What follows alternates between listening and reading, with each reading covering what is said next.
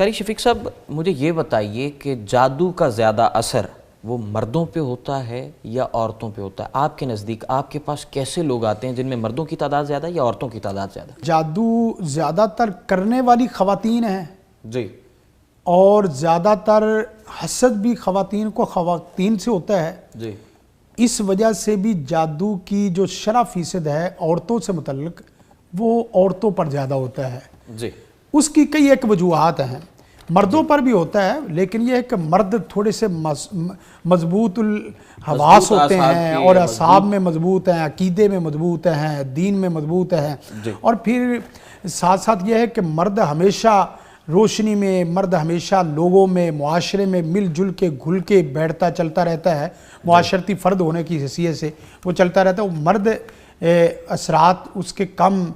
فیل کرتا ہے۔ لیکن اس کے بالمقابل عورت کے کئی ایک اس کی وجوہات ہیں جس کی وجہ سے عورت زیادہ جادو زدہ ہوتی ہے۔ ان میں سے ایک تو یہ ہے کہ عورت زیادہ تر تنہائی میں رہتی ہے، اکیلی۔ مثلا مرد اگر بیوی ہے تو بیوی کی شکل میں یہ ہے کہ وہ صبح سے مرد گھر سے نکل گیا ہے، بیوی شام تک ابھی شروعات کی جو زندگی ہے، بچے نہیں ہیں اور گھر بھی الگ ہے، تو وہ اکیلی سارا دن گھر میں رہے گی، وسوسے اور بڑے خیالات اور اس طرح کے خیالات توہمات جو آتے رہتے ہیں۔ اس کے ساتھ ساتھ دوسری وجہ یہ ہے کہ عورت کی پاکی ناپاکی کے مسائل کافی سارے ہوتے ہیں۔ خود شادی شدہ عورت کے لیے غسل کے مسائل میں بڑی بعض دفعہ عورت سے تاخیر ہوتی ہے، عورت غسل میں تاخیر کرتی ہے۔ پھر تیسری صورت یہ ہے کہ جو ان کے نماز کو چھوڑنے کے جو خاص ایام ہیں ان میں 5-7 دن میں نماز چھوڑتی ہے۔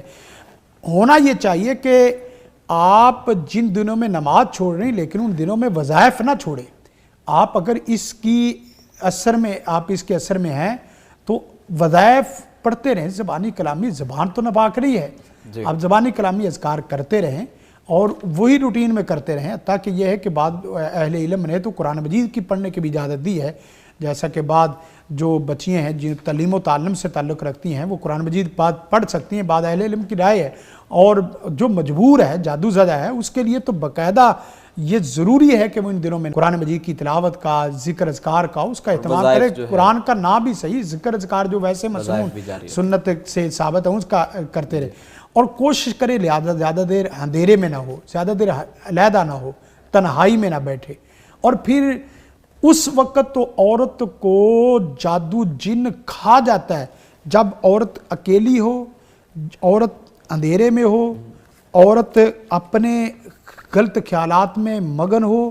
اور ساتھ غلط لٹریچر پڑھ رہی ہو یا غلط مووی ویڈیو دیکھ رہی ہو، اس وقت تو عورت کو توڑ کے رکھ دیتا ہے جادو ہو یا شیطان ہو، روحانی اثرات عورت کو توڑ کے رکھ دیتے ہیں۔ اور رہا مسئلہ یہ ہے کہ عورت ہی کیوں جادو کا شکار ہوتی ہے؟ نبی کائنات صلی اللہ علیہ وسلم نے فرمایا عقل بھی اس کی نصف ہے اور اس کے اندر اس کے عذاب بھی اتنے مضبوط نہیں ہے، وگرنہ مرد بعد ایسے بھی دیکھے ہیں جادوگروں کے سامنے جا کے بیٹھ جاتے ہیں، وہ کہتے ہیں بھئی آپ اگر جادو کر سکتے ہو تو میرے اوپر جادو کر کے دکھاؤ۔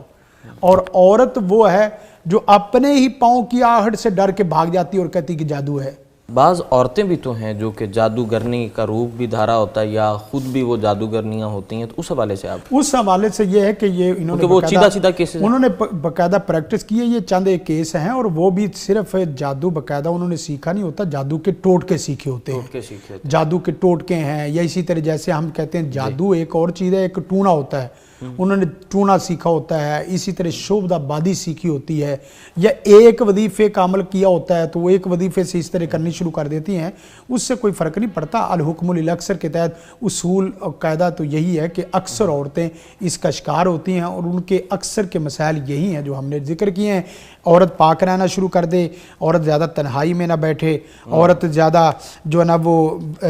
غلط لٹریچر، ویڈیو، مووی اس سے بچنا شروع کر دے، ہمیشہ پاک رہے، باوضو رہے اور ہمیشہ روشنی میں رہے، قرآن و سنت کی تلاوت کرتی رہے۔ کوئی دنیا کا مرد اور کوئی دنیا کی عورت کو جادو نہیں کر سکتی۔ یہ تو باقاعدہ ہمارے پاس اس طرح کے اخبار قصے آتے رہتے ہیں۔ وہ کہتے ہیں کہ ایک بچی کو کسی نے جادو کرنے کی کوشش کی، وہ ایک جادوگر، دوسرے جادوگر، تیسرے جادوگر، چوتھے جادوگر، تاکہ کافی سارے جادوگروں کے پاس گئے کہ اس بچی کو جادو کیا جائے۔ کہنے لگے بھی نہ بھائی، اس وقت تک اس بچی کو جادو ہم نہیں کر سکتے جب تک یہ نماز روزے صوم و صلات کی پابند ہے اور صورت فلق ناس کی پابندی کرتی ہے۔ سبحان اللہ۔ فلق ناس بہت بڑی قوت ہے مسلمانوں کے لیے، صورت اخلاص تو پھر مخلص بنا دیتی ہے۔